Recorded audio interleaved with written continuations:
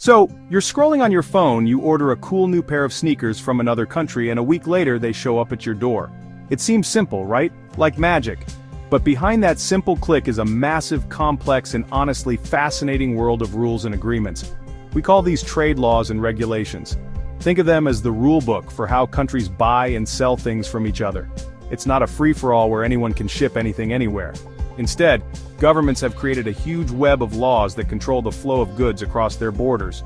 These rules decide what can be sold, how much it should cost, and where it can come from. It's the global economy's traffic system. These laws are basically a set of instructions. They tell companies, if you want to sell your amazing widgets in our country, you have to follow these steps. These steps can be simple, like filling out a form, or they can be complicated, like meeting specific safety standards. Imagine you're trying to send a package to a friend in another country. You have to declare what's inside and its value, right? International trade is like that, but on a colossal scale, involving giant ships, millions of products, and billions of dollars. These laws are the paperwork, the permissions, and the price tags that make it all happen in an orderly, or at least semi-orderly, fashion. Okay, so if these laws can make things more complicated and expensive, why do countries even bother creating them? Why not just have a global free-for-all? Well, the main reason is protection. Governments have a primary duty to protect their own country's economy, industries, and citizens. Imagine a new small company in your town that makes amazing handmade furniture. Now, imagine a giant international corporation can suddenly sell similar mass-produced furniture in your town for half the price. Your local company would probably go out of business very quickly, and local people would lose their jobs. Trade laws are often designed to prevent exactly that. Countries use these regulations as a shield. They want to protect what are called infant industries, new developing sectors that are not yet strong enough to compete with established global giants. By making it a bit harder or more expensive for foreign goods to enter the market, the government gives its own local businesses a fighting chance to grow, innovate, and become strong. It's like giving a young plant a supportive stake to help it grow straight and tall before it has to face the full force of the wind. This protection helps create jobs at home and ensures that a country doesn't become completely dependent on other nations for essential goods.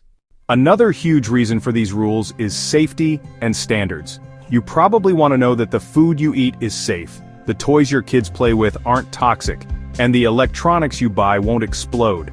Trade regulations are the gatekeepers that ensure imported products meet the same safety, health, and environmental standards as domestic ones. A country might ban a certain type of fruit from another region because it could carry a pest that would devastate local crops. Or it might require imported cars to have specific safety features. These rules aren't about economics, they're about protecting the well-being of people and the environment. Finally, trade regulations can be used as a political tool. They are a powerful way for a country to exert influence without firing a single shot. If one country disapproves of another's policies, it might impose sanctions or restrictions on trade.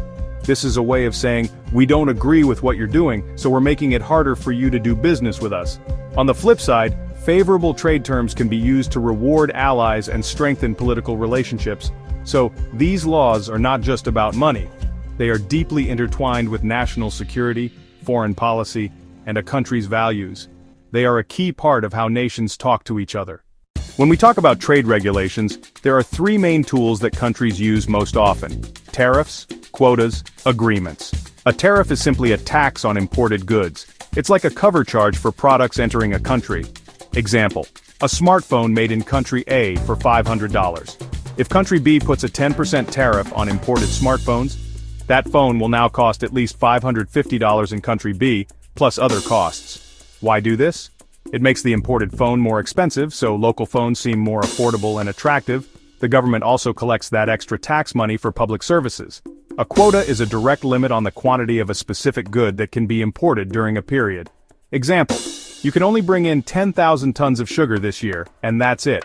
Once that limit is reached, no more sugar can be imported until the next year. This is a much more direct way to protect local producers.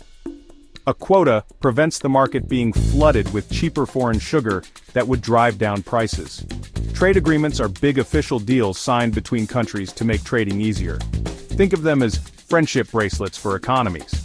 These agreements often reduce or eliminate tariffs and quotas among members. Example: the United States-Mexico-Canada Agreement, which replaced NAFTA. This deal allows many goods to travel between the three countries with very few taxes or limits.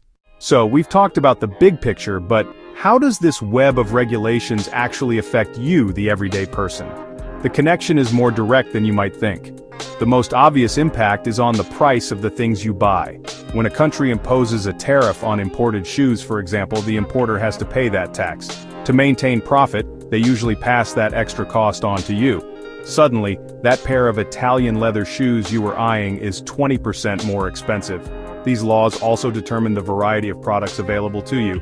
Why can you find some Swiss chocolates but not others? A quota might limit how much can be imported, so stores stock only the most popular kind. Or a brand's ingredient may fail your country's food safety rules and be banned. Trade laws act as a filter shaping what ends up on store shelves. Your choices as a consumer are directly curated by these international rules. For businesses, especially small ones, these laws can be a huge deal. A company that wants to export must navigate a maze of requirements, paperwork, standards, taxes. It's a complex and expensive process. That's why understanding trade laws is critical for business success. A small tariff change can make a product uncompetitive overseas. Conversely, a new trade deal can open a massive customer base overnight. These regulations can make or break international ambitions, impacting jobs and impacting economic growth in your community, and it goes beyond products. These laws affect jobs. Protecting a local industry like steel with tariffs can secure steelworkers' jobs, but it can also cause ripple effects. Companies that use steel to make other things, cars, appliances, they may have to raise prices or reduce their workforce to cut costs.